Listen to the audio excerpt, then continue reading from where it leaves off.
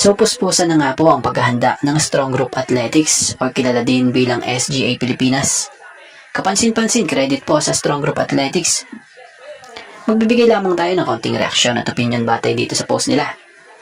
So kapansin-pansin nga po na nasa ensayo na itong import or pangunahing import ng SGA na kilalang 7'4", former NBA big man and Serbian center na si Boban Marjanovic. Andito din ang import nila na si Isaiah at ang nagbabalik na import na si Tajuan Aji. Sa PhilAm naman, spotted na rin dito ang matagal ng inaabangan at noon pa'y gusto ng magrepresenta sa Pilipinas na si Remy Martin. Bukod dyan, present na rin po itong Pilipinas Naturalize na siyang kakalagay lang sa lineup matapos mabalita ang hindi available ang naturalized player din na si Ange Kwame. So ito nga si Malik Diouf.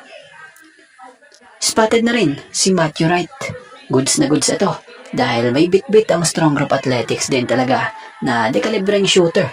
So tutuusin, tila kompleto na nga talaga sila sa ensayo eh.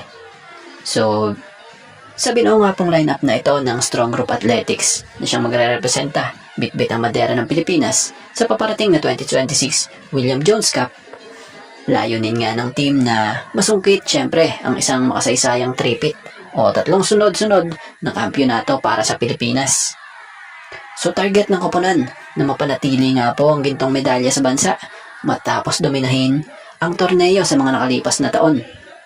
So napakaganda nga po ng ni SGA CEO Jacob Lau na magbuo ng malalakas na star-studded na koponan upang magbigay ng karangalan at magpakita ng bagsik ng Pinoy basketball sa international stage. So ano masasabi nyo at opinion nyo sa lineup na ito na binuo ng Strong Group Athletics na siyang magre-representa sa Pilipinas na siyang magko-compete sa paparating na 2026 William Jones Cup? Matthew Wright, nagpakita na nga agad ng pagiging shooter niya. So puspusan na nga po talaga agad ang ensayo ng Strong Group Athletics. Talagang kita mo na yung chemistry din nila binibuild na nila. Biruin mo ba naman, mga bigating bansa din ang mga lalahok sa 2026 William Jones Cup.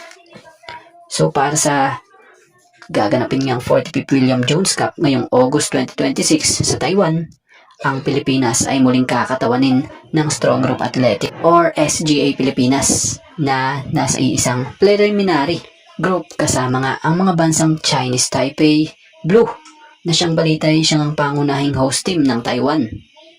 South Korea, batay sa ilang report, kinatawan umano ng bansa o club team ng Korea ang ipapadala dito. Japan, kinatawan umano rin ito ng bansa o developmental team ng Japan. So bukod sa kanila nga, kumpirmado na ring lalahok ang isang team na inaabangan din koponan na UC Irvine Anteaters. Koponan ito mula sa NCAA Division I basketball team mula sa Amerika. So inaabangan nga din po sa paglalaro ng team na ito itong Canadian center na isang 7'9" big man ng nasabing koponan.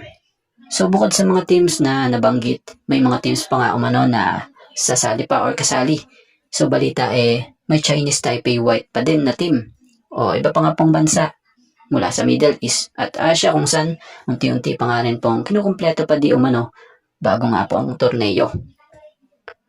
About sa binuo, pambato nating team na kilalang SGA, ang isang napakalakas ding lineup para idepensa nga po ang corona kung saan pangungunahan nga po ito ni 7'4" na dating NBA player center at veteran ng Serbia national team na si Boban Marjanovic. Remy Martin, isang sikat na PhilAm guard na naglaro noon sa Kansas Jayhawks dati. Malik Diouf, ang naturalized Filipino big man at dating UAAP MVP na humalili nga sa pwesto ni Ange Kwame. Sa mga local at import stars, kasama nila itong sila Matthew Wright, William Navarro, Dave and Sean Ildefonso, Allen Liwag, Titing Manalili, TJ Fenner, William Navarro, Tajuan Aji, at maging itong si Isaiah Peñero. So pangunahin nga layunin nga po ng Strong Group Athletics dito sa gaganaping 2026 William Jones Cup ay ang masungkit ang isang historikang three-peat o ang kanilang ikatlong sunod na kampyonato matapos nga maghari sa torneo noong 2024 at 2025. So target ng koponan na mapanatili ang gintong corona sa Pilipinas. So tila hindi naging sapat talaga ang presensya ni Jamal Franklin para sa Converge. Matatanda ang si Jamal Franklin nga ang pangalawang import ng Converge ngayong Season 50 Governors Cup ng PBA matapos nitong palitan ang original import talaga ng Converge na si Jalen Hudson. So sa kasalukuyan nga po, etong pumalit kay Jalen Hudson na si Jamal Franklin ay tila maaaring mapalitan na din. So hindi pa man opisyal na nakuha ng Converge si Cameron Clark, ngunit siya nga ang kasalukuyang pangunahing target ng koponan para maging bagong import sa ongoing PBA Season 50 Governors Cup. Ayon nga sa ulat ng Fast Break, batay sa nakapaloob rito, credit din po at maging sa Abante Billionaire Group's Homer Sison. Nakasaad nga po dito, if finalized, Clark will become Converge third import of the conference after the team decided to part ways Jamal Franklin. So yun, si Cameron Clark nga ang inaasahan na bagong import na siyang target para sa mga natitira pang laro sa PBA Season 50 Governors Cup. So bagamat nag-average si Jamal Franklin sa Converge ng 26 points per game, 12 rebounds per game at 1 assist per game sa kanyang naging stint ngayong 2026 Governors Cup ng PBA, ay hindi nga naging sapat ito dahil sa struggled, which is efficiency, shooting just 44.7% from the field. Tapos lahat ng tatlong laro nito sa nasabing koponan, lahat ay talo. So abot nga dito sa inaasahang papalit na si Cameron Clark. Good sa to dahil subok na nga po ang laro nito sa PBA. So dati na nga po itong nakapaglaro bilang import dito sa PBA, kabilang ang team ng NLEX Road Warriors, San Miguel Beermen, at ang guest team noong Hong Kong Eastern.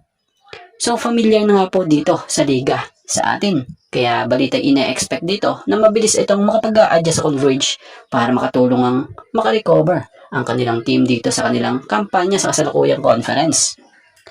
So karagdagan lamang para naman dito sa tingin at opinion natin sa palagay natin dito, no?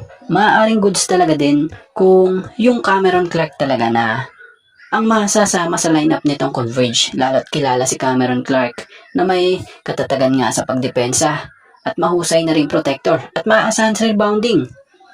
Maaasahan sa laro din sa ilalim gamit ang low post maging ang mid-range sa opensa. Ito din yung import na team player talaga at di buwaya. At ang pinakamahalaga, yung pinaka may tutulong pa niya sa team, yung karanasan niya at pagiging kabisado sa PBA. Kumbaga, di na nga kakailanganin ng mahabang adjustment dahil na rin kung titingnan mo, ang laro nga niya ay halata mo at kitang-kita mo pa lang na may mataas na itong basketball IQ.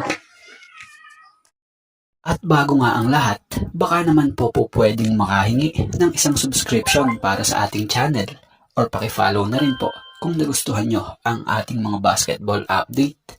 At kung ito na may makakabigat para sa inyo, kahit isang like and share na lamang po. Maraming salamat po.